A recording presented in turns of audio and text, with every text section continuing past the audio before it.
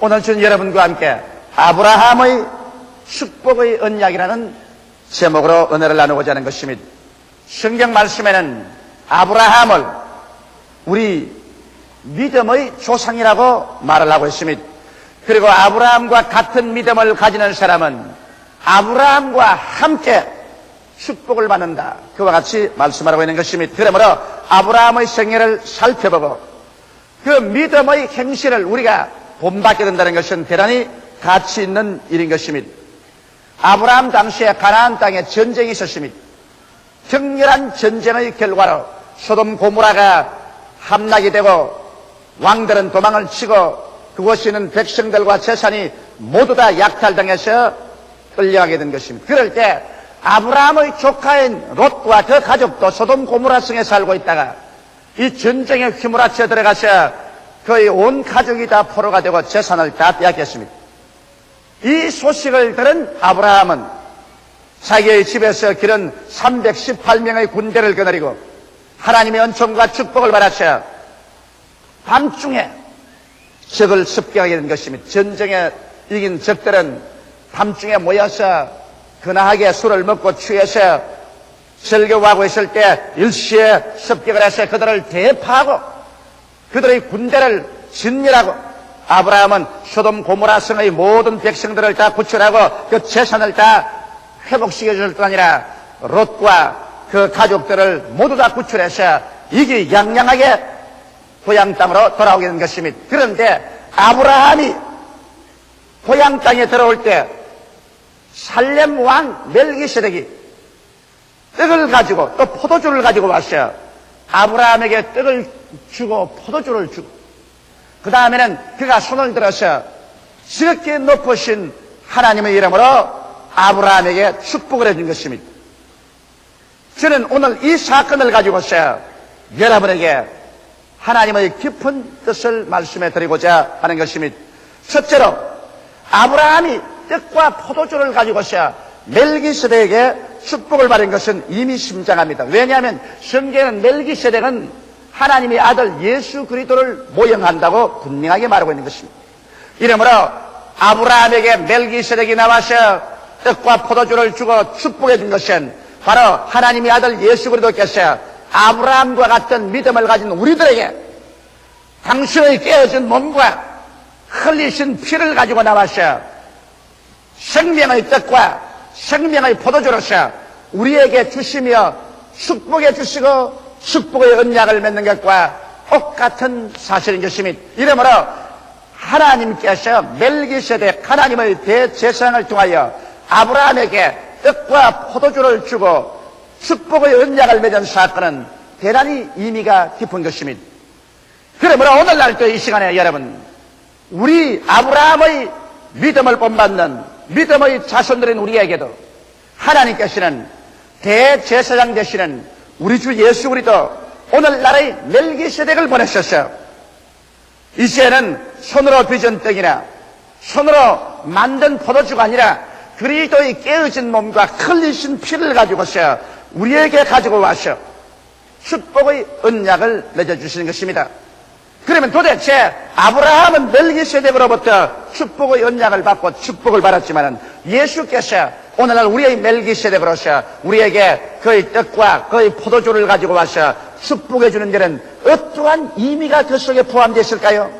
예수님께서는 친히 말씀하시기를 나는 하늘로부터 내려온 참된 만나라고 말했고 내 살은 참된 양식이요 내 피는 참된 음료라고 말하셨으며 내 살을 먹고 내 피를 마시는 자는 내 안에 거하고 나도 저 안에 가나니 내가 아버지로 말미암아 사는 것처럼 나를 먹는 자도 나로 말미암아 살리라고 말하셨으며 또 예수께서는 나를 먹지 않고 나를 마시지 않는 사람은 나와 상관이 없다고 말한 것입니다. 예수님께서는 2000년 전에 우리의 멜기세덱으로서 하늘 보좌와 그 영광을 떠나시고 이 땅에 오셔서 죄와 질병, 악마에게 눌리고 저주당하고 절망과 죽음에 흐르기는 우리들을 구출하시기 위해서 오신 것입니다.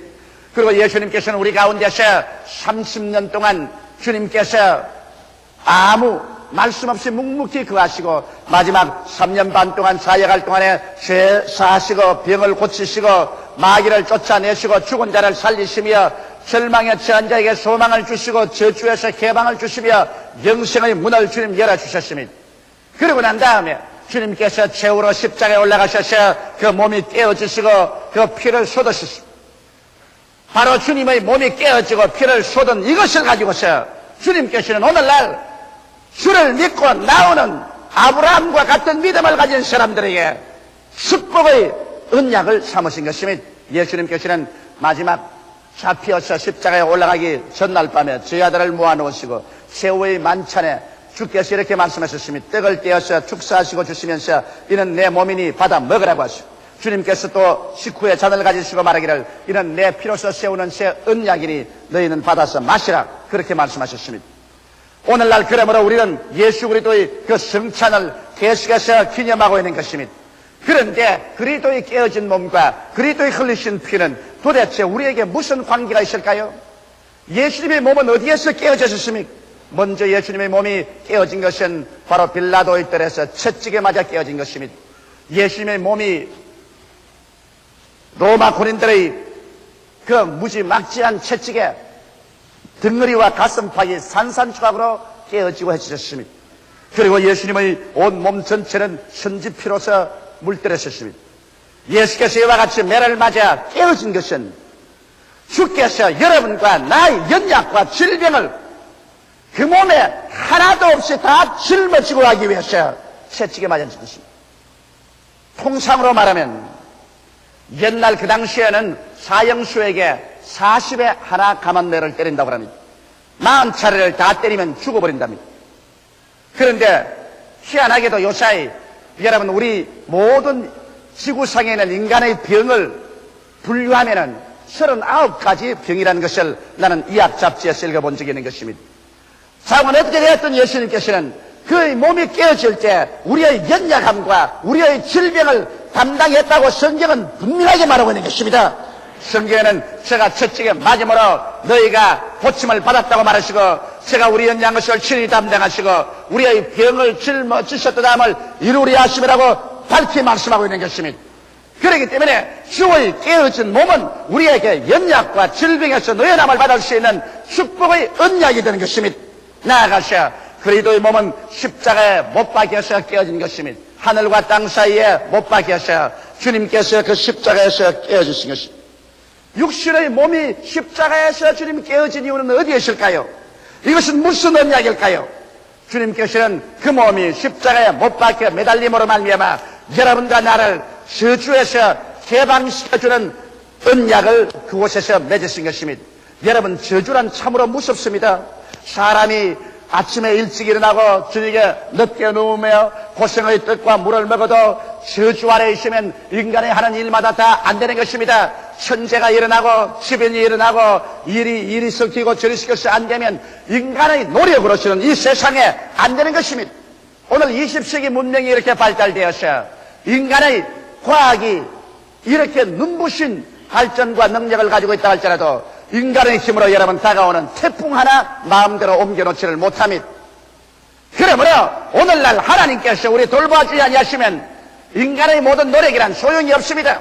하늘이 비를 주고 땅이 열매를 맺는다고 인간의 노력은 씨를 심는 노력밖에 안 되고 아무리 뿌려도 위에서 하나님께서 비를 쭉 태양빛을 비춰주셔야 열매를 맺는 것처럼 우리의 모든 하는 일에 하나님의 축복 없이 인간의 힘만 가지고는 안 된다는 것을 우리는 너무나 잘 알고 있는 것입니다. 이러므로 우리에게 진실로 위에서 하나님의 전능한 능력으로 우리에게 축복해 주시고 긍휼을 베풀어 주실 필요가 있는 것입니다. 그러나 아담과 하와가 하나님을 반역하고 난 이후로부터는 축복은커녕 이 땅은 저주를 받아서 저주의 회오리 바람과 가시와 은거키가 가는 곳마다 인간의 악기를 막은 것입니다.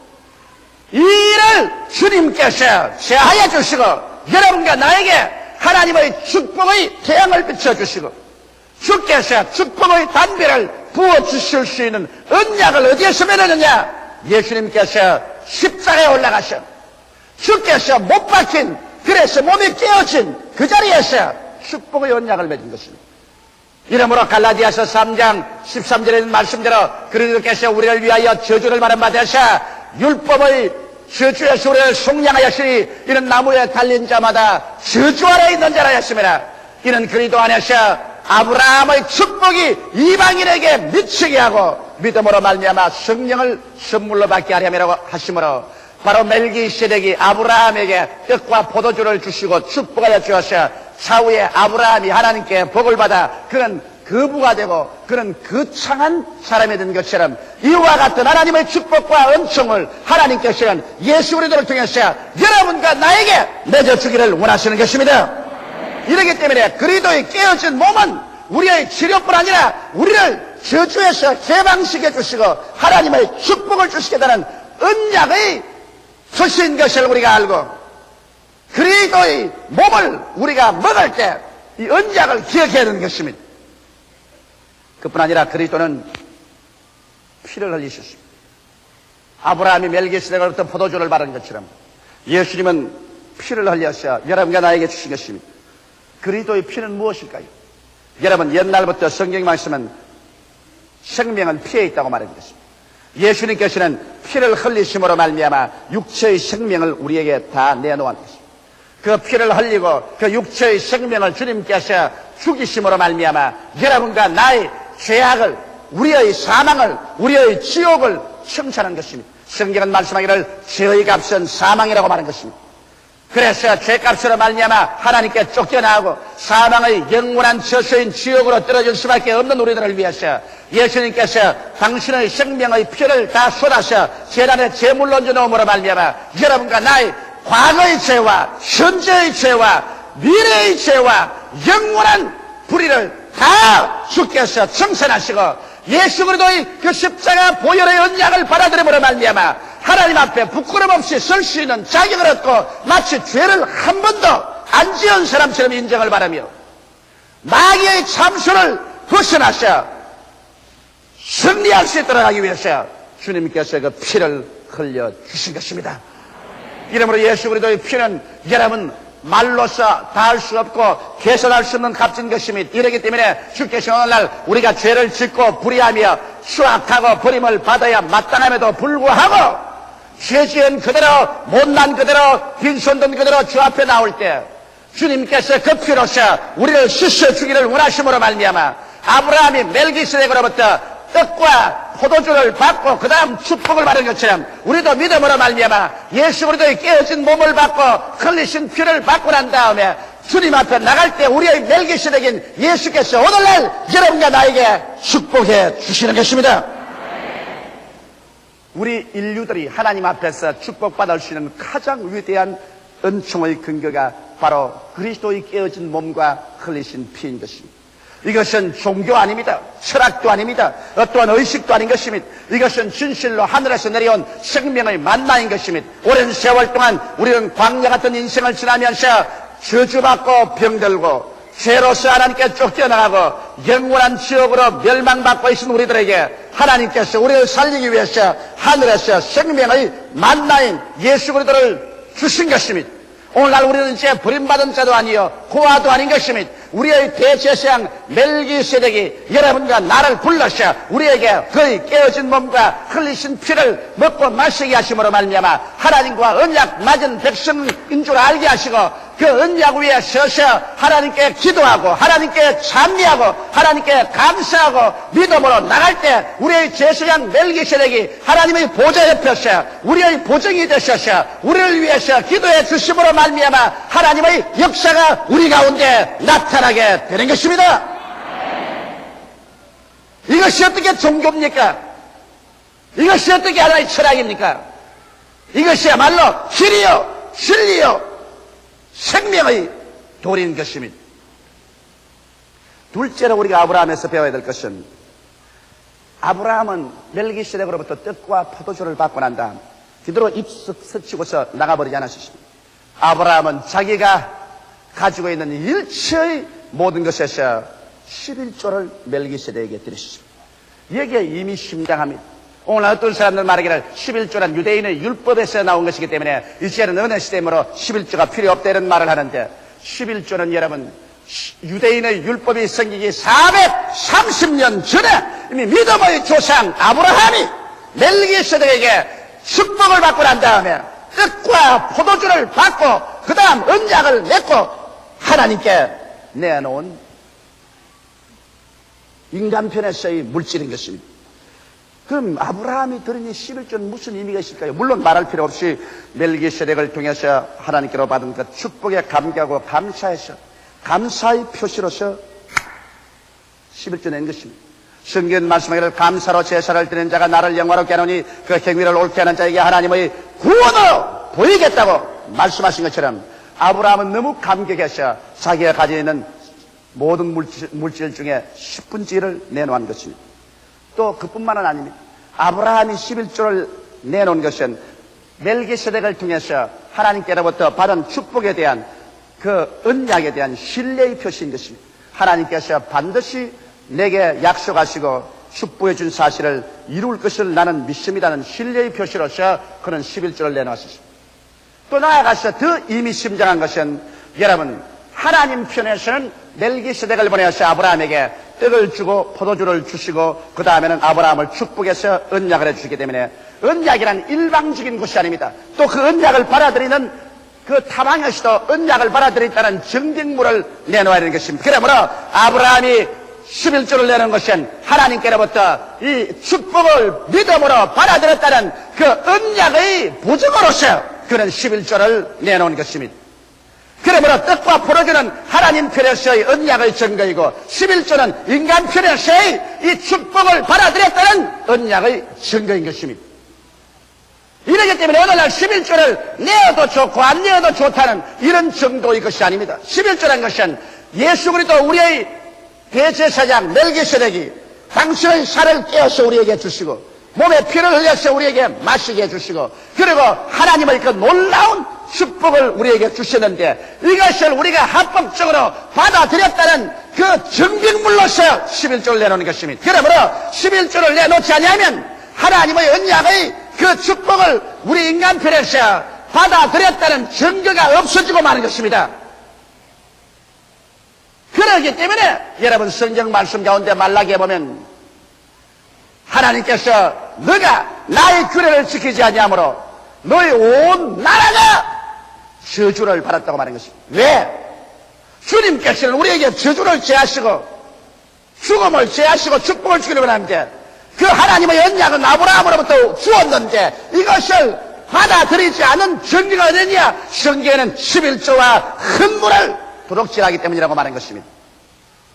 아브라함의 손자인 야곱이 고향산천 떠나서 외아저씨 집으로 갈 때 밤에 자다가 하나님의 보좌를 보고 하나님 보좌에서 천사들이 오르락내리락하는 걸 보고 난 다음 아침에 깨어나서 자기가 배겨고자 그 돌에 기름을 붓고 기도할 때 하나님 내가 가는 길에 하나님이 먹을 것과 입을 것과 있을 곳을 주시면 그리고 또 나를 무사히 아버지 집으로 돌아오게 하면 내가 누운 이 자리가 하나님의 성전이 될 것이요 하나님께서 내게 주신 일체의 모든 것 중에 11조를 드리겠나이다고 말한 것입니다. 그러므로 11조란 무엇이냐? 하나님께서 내게 축복을 주시게 되는 언약에 대한 인간이 믿음으로 받아들였다는 약속이요 증빙물인 것입니다.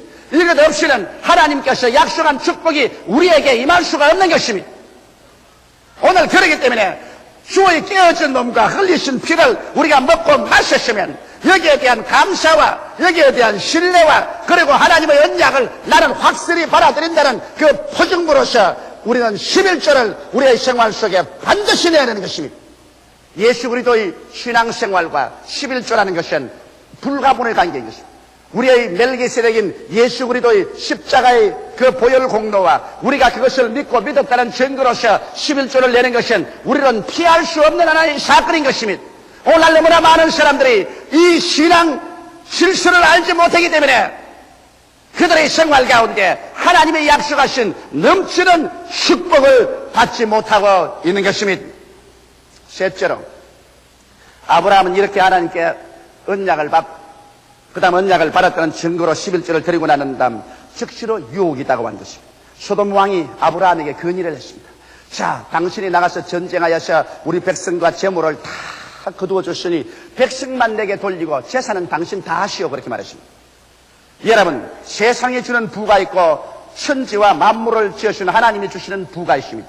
아브라함은 즉시로 그 자리에서 그 부가 될 수 있었으나 그러나 그는 즉시로 분별했습니다. 이것은 하나님이 주시는 부가 아니라 세상이 주는 부다. 이것은 유혹이다. 나중에 이 재산을 주어서 부유롭게 만들어줬고 난 다음에 소돔 고모라 왕은 말하기를 내가 아브라함으로 부유롭게 만들었지 하나님이 부유롭게 만들지 않았다. 그렇게 말할 것이기 때문인 것입니다. 그러므로 아브라함은 손을 들어서 하나님께 언약에서 말하기를 천지의 대주제신 하나님께 내가 손을 들어 맹세하노니 나는 너에게 신들미 하나라도 받지 않겠다. 너는 나중에 네가 나를 부유롭게 만들었다고 말할 것이 아니겠는가. 그러므로 나는 너희 재산이나 너희 백성들을 하나도 취하기를 원치 않으니 다 가져가라. 그래서 아브라함은 세상이 주는 부를 거부하고 천지의 주이신 하나님께서 주시는 부를 주님 앞에서 기대한 것입니다. 아브라함은 자기의 생활 속에서 하나님을 자기의 삶의 절대적인 자원으로 삼고 부정적인 방법으로서 축제하여 자기 하나님을 불명예스럽게 하고 자기의 신앙도 상실한 일을 하지 않겠다고 부인한 것입니다. 여기에서 아브라함의 위대성이 있는 것입니다. 아브라함은 하나님과 축복의 언약을 맺은 이상 이제는 내가 무엇을 먹을까, 무엇을 입을까, 무엇을 마실까, 어떻게 살까를 하나님이 돌보아 주실 일이지 세상의 부정한 방법으로서 내가 부자가 되어서 그래서 세상의 손가락질 받는 사람이 되지 않겠다. 나는 하나님의 축복을 받겠다고 하는 것입니다. 과연 하나님께서는 아브라함에게 축복을 주어서 그는 나중에 거부가 되고 은과 금이 풍부하고 짐승 때도 아주 많은 사람이 되고 마는 것입니다. 우리는 하나님께 언약됐고 이 세상에 사는 동안에 이와 같은 유혹을 물리쳐야 되는 것입니다. 세상에서 나오는 부귀는 그것을 받고 나면 그와 함께 도적질을 당하고 죽임을 당하고 멸망을 당하지만 하나님이 주시는 부는 그를 받고 난 다음에 여호와를 경외하고 성령에 충만하고 천국과 영생을 상실하지 않고 그대로 가질 수가 있는 것입니다. 넷째로 이제 아브라함의 받은 상급입니다. 하나님께서 곧장 이 일이 있고 난 다음 아브라함에게 나타나셔서 아브라함이 말하십니다. 아브라함이여 나는 너희 방패요 너희 큰 상급이라고 말씀한 것입니다.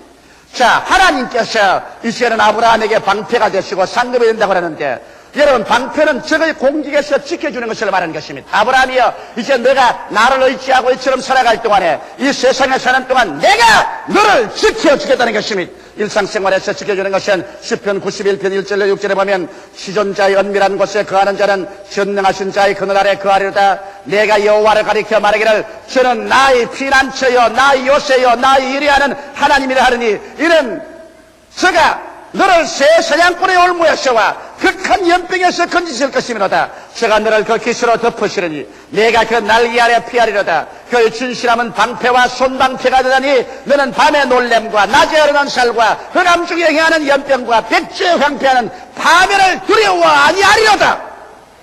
하나님께서 방패와 손방패가 되어주겠다. 그래서 일상생활에서 하나님이 우리의 보호자가 되어주시고 또 우리가 사업을 할 때도 말라기 3장 11절에 하나님께서 분명히 약속하시기를 만군의 여호와가 이르노라 내가 너를 위하여 황충을 금하여 너희 토지 소산을 멸하지 않게 하며 너희 밭에 포도나무의 과실로 기한전에 떨어지지 않게 하리라. 그러므로 우리가 하는 일에 환경적인 저주로 말미암아 손실이 다가오지 않게 주께서 지켜주겠다고 약속한 것입니다.